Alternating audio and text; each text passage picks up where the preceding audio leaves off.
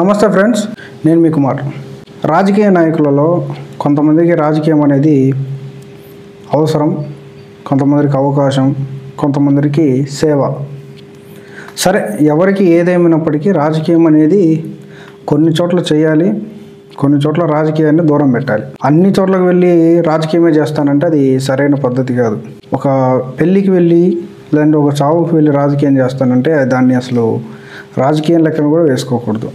ఎందుకు ఈ మాట చెప్తున్నానంటే, మొన్న జరిగిన ఇండిపెండెన్స్ డే రోజున మనం ఆంధ్రప్రదేశ్లో గౌరవనీయులైన ముఖ్యమంత్రి గారు, అలానే హోంమంత్రి అనిత గారు, అలానే డిప్యూటీ సీఎం పవన్ కళ్యాణ్ గారు, వీళ్ళందరూ కూడా ఫ్లాగ్ హోస్టింగ్ చేశారు.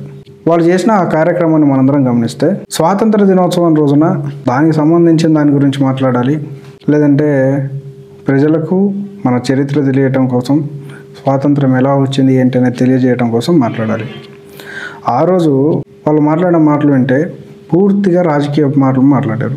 జరుగుతున్న కార్యక్రమాన్ని, సందర్భాన్ని బట్టన్నా మనం ప్రవర్తించాలి కదా. రాజకీయాలు చేయాలి, మీకు రాజకీయమే భవిష్యత్తు. కానీ కనీసం ఇటువంటి ముఖ్యమైన రోజులను కూడా రాజకీయం కోసం వాడుకోవటం అనేది చాలా దిగజారినతనం అని నేను చెప్తున్నాను.